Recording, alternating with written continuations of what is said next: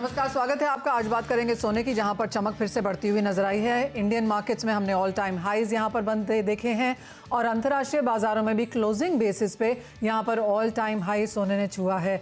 अब यहां से किस तरह की स्थिति रह सकती है, कैसे करें कारोबार, इस पर करेंगे चर्चा। साथ ही बात करेंगे कच्चे तेल की, जहां पर इनिशियल तेजी के बाद अब मुनाफा वसूली है और 83 के लेवल यहां पर ब्रेंट पे होल्ड होते हुए नजर नहीं आए। साथ ही बात करेंगे यहाँ पर मसालों की, जहाँ पर हल्दी में मुनाफा वसूली है, जीरे में एक ट्रेंड है, धनिया of course on the higher side है। यहाँ पर कैसे करें कारोबार, इन सब पर चर्चा हम करेंगे आज। हमारे साथ सोने पर बात करने के लिए जुड़ रहे हैं जीजेसी के chairman Sanyam Mehra, true Intellitrade services के फाउंडर दिनेश सोमानी, मोतीलाल ओसवाल के director head commodity and currency Kishore Narne, और ब्रेक के बाद हमारे साथ होंगे Chandrakant trade services private limited के जंग ठक्कर। बात करेंगे यहाँ पर सोयाबीन पर भी।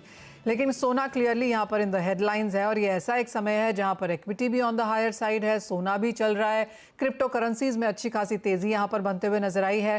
किशोर, कैसे देखते हैं ओवरऑल जो मार्केट का स्मार्ट मनी मूवमेंट है और यहाँ से अब गोल्ड प्राइसेस को लेकर क्या expectation?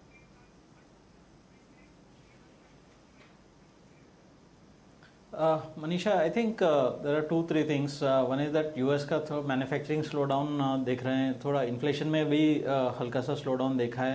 So and Chinese specially जो कल का और आज का जो डेवलपमेंट्स है कि प्रॉबली एक लार्ज स्टिमुलस का रूल आउट किया है एंड देन थोड़ा बहुत जो ग्रोथ को भी इन लोग ने सबड्यूड रखा है। तो I think global slow down जो है, I think that is actually stimulating एक positive momentum for gold, because जब भी आप ग्लोबल स्लो डाउन देखेंगे तो probably the case for interest rate cuts और स्ट्रेंथन हो जाता है।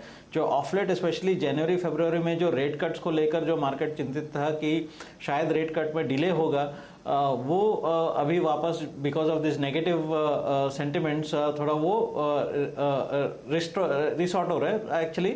सो इन दैट सेंस गोल्ड आपको हायर लेवल्स पे दिख रहा है और मेरे हिसाब से ये कंटिन्यू करना चाहिए at this point of time. Probably even in current scenario आपको यहाँ से 4 to 5% आपको जो रैली है अगले 3 महीने में दिखना चाहिए। बट अगर एब्सोल्यूट अगर शॉर्ट टर्म देखें तो प्रॉब्ली आपको 65,000 65,200 तक पे आपको अपसाइड दिख सकता है। This is absolute short term for the next may be 1-2 दिन के लिए। एक लॉन्गर टर्म की किशोर अगर बात की जाए तो यहाँ पर एक्सपेक्टेशंस हैं कि हम 2200, 2300, 24 तक के भी यहाँ पर लेवल्स इस साल के अंत तक बताए जा रहे हैं। आपको लगता है इतनी बुलिशनेस यहाँ पर देखने को मिलेगी? अगर आएगी भी तो उसके लिए क्या कैटलिस्ट बनता हुआ देखेंगे आप?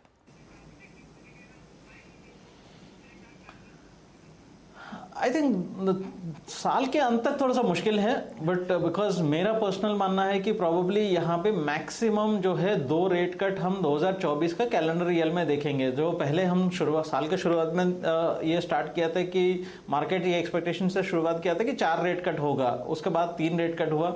मेरे हिसाब से 2 रेट कट से ज़्यादा नहीं होगा। अगर हो सकता है कि हालांकि एक ही रेट कट होगा, वो भी अगस्त सितंबर में होगा, और एंड नवंबर दिसंबर का जो रेट कट है वो थोड़ा सा डाउटफुल है। So pace of the rate cuts 2024 में कम रहेगा, 2025 में ज्यादा रहेगा। आप 2025 का फर्स्ट सेकंड क्वार्टर तक अगर बात करेंगे तो प्रॉब्ली मेरा व्यू भी है कि $2380 मतलब 2380 के आसपास का आपका लेवल्स देख सकते हैं। आई think that could actually trigger further rally in rupee also. Probably और रुपी टर्म्स में भी आपको एनीथिंग क्लोज टू अराउंड 70-72,000 तक भी आपको अपसाइड देख सकता है।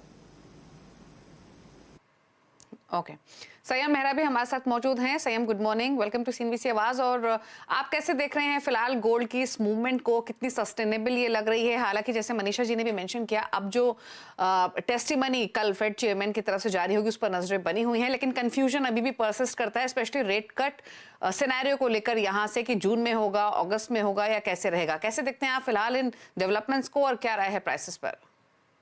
2120 के आसपास के जो गोल्ड रेट्स हैं, ये ऐसा लग रहा है कि जो रैली है अभी और टेक्निकल्स हैं और जो कपर सॉसर जो टेक्निकल्स के हिसाब से ब्रेकआउट हुआ है, 2050 के आसपास गोल्ड जाना चाहिए। गोल्ड का हर चीज की तरफ से यूएस के जो भी डाटा आए हैं उसके अंदर पॉजिटिव ही है, चाहे वो इन्फ्लेशन हो, चाहे वो मैन्युफैक्चरिंग का हो, जॉबलेस का हो, होम्स का डाटा हो, तो सब चीजें गोल्ड के लिए पॉजिटिव ही रही हैं। और जो भी एचएनआई की बाइंग हो रही, फंड्स के अंदर अपनी पोजीशंस को स्ट्रांग रखा है, इसके हिसाब से मुझे लगता है कि आने वाले 7 to 10 डेज मिनिमम गोल्ड अभी ऊंचाई पे ही रहेगा। 64,500 का $500 तक भी गोल्ड जा सकता है, लेकिन 15 से 20 मार्च को जो इतना गोल्ड है, एक बार $50 की करेक्शन आ सकती है। लॉन्ग टर्म के अंदर आप देखेंगे तो मुझे ये साल गोल्ड 2350 से $2400 तक दिख रहा है, जो 68 से 70,000 के करीब होगा। इस प्राइस बढ़ने से बाइंग थोड़ी सी हिट होगी मार्च के अंदर, और अगर जो सीजन आएगा उसके हिसाब से बाइंग वापस फिर से चालू हो जाएगी। संयम, यूजली हम देखते हैं जब प्राइस राइज होता है तो इंडियन मार्केट्स में एक हल्का सा डिस्काउंट बनता है। एज ऑफ नाउ क्या स्थिति यहाँ पर बनती हुई नजर आ रही है, वो एक सवाल है। और दूसरा, हम जानते हैं कि यूजली 30 से 35% यूजली एक्सचेंज का सोना होता है कि मैं आपके पास कुछ लेके आऊँ, उसमें नया गोल्ड ऐड करूँ और लेके जाऊँ। क्या वो स्थिति अब भी बरकरार है या फिर रिसाइकल्ड एक्सचेंज गोल्ड बढ़ता हुआ दिखा?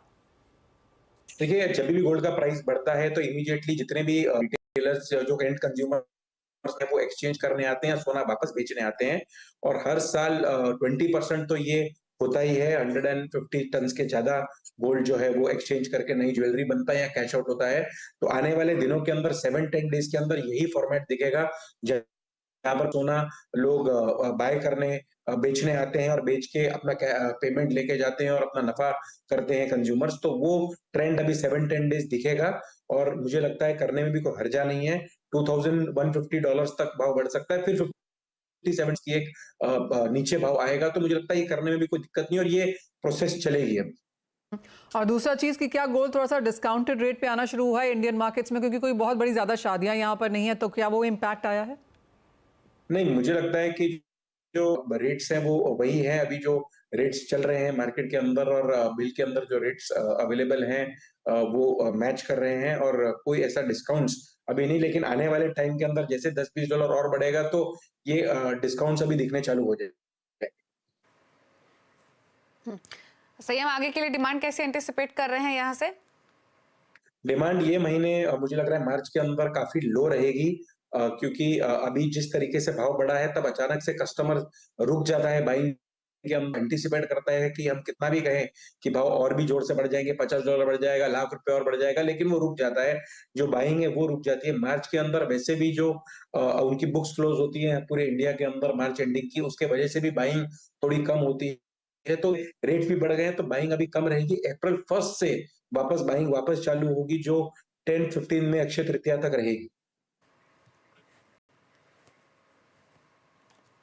ओके, तो मार्च में डिमांड थोड़ी सुस्त रह सकती है, अप्रैल ऑनवर्ड्स डिमांड में इंप्रूवमेंट एक्सपेक्टेड है। प्राइसेस थोड़ा सा यहाँ से और इंच अप हो सकते हैं, 65,500 तक जाने की पॉसिबिलिटी है, लेकिन क्लोजली मार्केट वॉच करेगा ग्लोबल क्यूज को।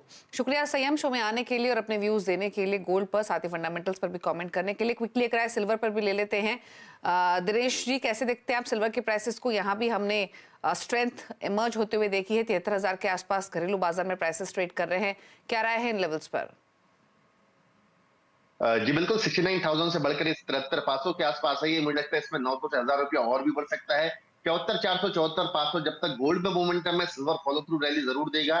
74,400, 400-500 के आसपास मुझे लगता है इसमें थोड़ी सी शॉर्ट टर्म मुनाफा वसूली आएगी, और जो भी लॉन्ग पोजिशन है मुझे लगता है वहां पर एग्जिट बिल्कुल बनती है।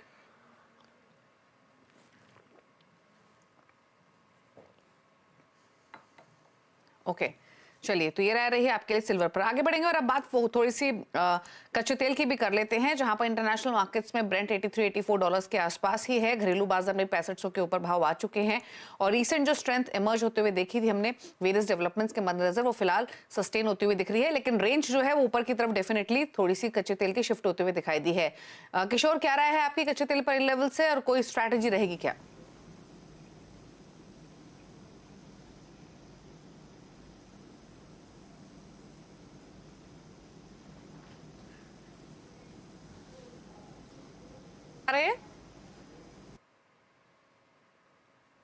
ओके, लुक्स लाइक यहाँ पर किशोर को आवाज़ पहुँच नहीं पा रही है, लेकिन एनर्जी की बात जैसे यहाँ पर दीपाली कर रही थी कि बढ़त के बाद कुछ मुनाफा वसूली यहाँ पर देखने को मिली है। कैसे देखते हैं आप दिनेश जी इस लेवल्स को, क्योंकि कच्चे तेल में कुछ मुनाफा वसूली है, लेकिन लो से एक डेफिनेट गेन हमने यहाँ पर नेचुरल गैस में आता हुआ देखा है।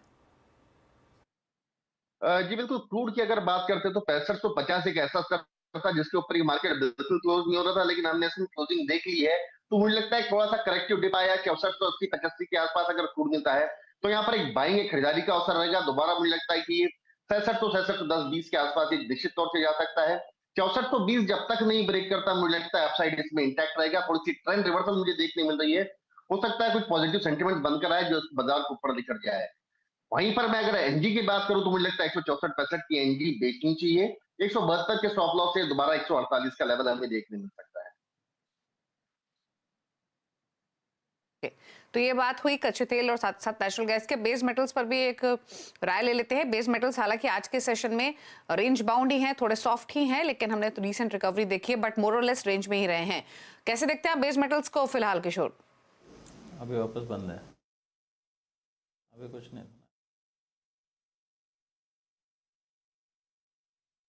आ रही है आप तक?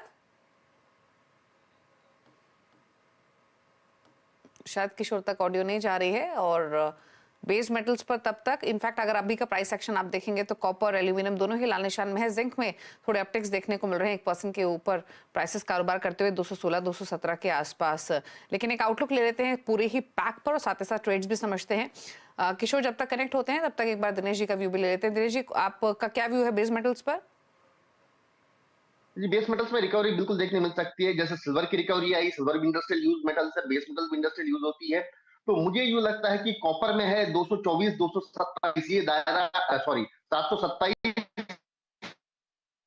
726 ये जो रेंज है, यहाँ पर एक बाय का अवसर मिलेगा दोबारा एक बार 737 के लेवल से। मैं बात करूं तो मुझे लगता है 202.50 एक ब्रेकआउट लेवल है। 202.50 का लेवल अगर ये ब्रेक करता है तो मुझे लगता है 206.50 के लेवल हमें देखने मिल सकते हैं। एल्यूमिनियम और कॉपर पर नजर रखी जा सकती है। जिंक थोड़ा सा मुझे लगता है 218 के लेवल पर रुकना चाहिए।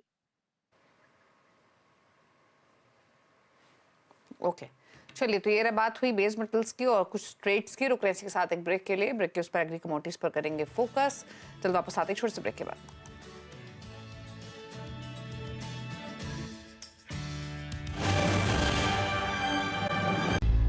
नमस्कार। और रिपोर्ट्स के मुताबिक 18 मार्च से मलेशियन एक्सचेंज में सोया ऑयल तेल लॉन्च होने वाला है। क्या है पूरी खबर, इस पर बात करने के लिए हमारे साथ हैं Chandrakant and company trade services के जयंग ठक्कर। जयंग जी नमस्कार। एक बहुत बड़ा लॉस यहाँ पर इंडियन मार्केट्स के लिए हो सकता है, क्योंकि यहाँ पर ये कमोडिटी सस्पेंडेड है फ्यूचर्स ट्रेड के लिहाज से, हेजिंग के लिहाज से, और हम चाइना को काफ़ी हद तक देखते हैं बहुत पहल करते हुए काफ़ी कमोडिटीज़ के लिए। पाम तेल तो वहाँ पर अच्छा खासा चलता ही है, और अब यहाँ पर जिस तरह से सोया की भी बात की जा रही है, मलेशियन एक्सचेंज पे यहाँ पर ये होने जा रहा है। मलेशिया ऑफ कोर्स पाम का एक बड़ा उत्पादक एक्सपोर्टर देश है, लेकिन सोया को भी अभी यहाँ पर इंक्लूड करने वाले हैं। इस मूव को आप कैसे देखते हैं, और इंडियन मार्केट्स के लिए अब इसके क्या मायने हो जाएंगे? धन्यवाद मनीषा जी। पहले तो सोया ऑयल जो दूसरा मलेशिया डेरिवेटिव में जो लॉन्च हो रहा है, उसका बेस उन्होंने डालियन फ्यूचर्स रखा है। तो इनका सारा ध्यान सिर्फ उसमें ही है कि चाइनीज हेजर्स जो आज डालियन एक्सचेंज पे हेज करते हैं, वो अब मलेशिया में हेज करें। और अगर ये कॉन्ट्रैक्ट सक्सेसफुल होता है तो it will be a very good hedge वो palm oil CPO versus soya oil. इससे इंडियन मार्केट्स को कुछ ज्यादा डिफरेंस नहीं आएगा, because we are already trading on CBOT, means we are checking CBOT and we do more of Argentina soya CNF and Brazil soya CNF। हाँ, एक loss जरूर है, बट वो सरकार की नीति है, उन्हें नहीं चाहिए HDX या MCX सोया ऑयल रन, तो something which is not in our hand, तो हम उस पर कुछ ज्यादा कर नहीं सकते। जयंग जी, जैसे आपने कहा कि एज ऑफ नाउ हम यहाँ पर सीबॉट तो देखते ही हैं, डालियान भी देखते हैं, इवन एज हमारी डीलिंग्स यहाँ पर अर्जेंटीना एंड ब्राज़ील के साथ भी है, इंडोनेशिया के साथ भी है काफ़ी स्ट्रांगली। लेकिन जिस तरह से हमने पिछले कई सालों में देखा है कि बहुत सारी दूसरी कंट्रीज़ यहाँ पर एग्री में चाहे प्राइस डिस्कवरी है या फिर रेफरेंस प्राइस के लिहाज से है, लीड लेती हुई नजर आई हैं। क्या अब एज एन इंडस्ट्री आप यहाँ पर US एंड चाइना के साथ साथ मलेशिया के प्राइसेस भी देखना चाहेंगे? It will all depend कि how the liquidity works on this exchange, कितनी liquidity आती है, and basically Chinese producers कितना hedge करते हैं Malaysian futures पे of soya oil। मुझे लगता नहीं कि वो ज्यादा volume आ सके। It would take 4 to 5 months for us to take any guesses के price discovery soya oil का मलेशिया से होगा, because basically it's a Dalian exchange so it should not be that attractive for us, at least for Indians के लिए इतना attractive नहीं होगा। Okay अच्छा, एक राय आपकी जयंत, प्राइसेस पर भी हमने ऑयल के प्राइसेस में कंसिस्टेंटली प्रेशर देखा है। अब यहाँ से प्राइसेस की ट्रैजेक्टरी कैसी है आप देख रहे हैं, और साथ ही साथ मलेशियन पाम ऑयल की भी अगर हम बात करें तो वहां भी प्राइसेस को लेकर क्या आउटलुक है?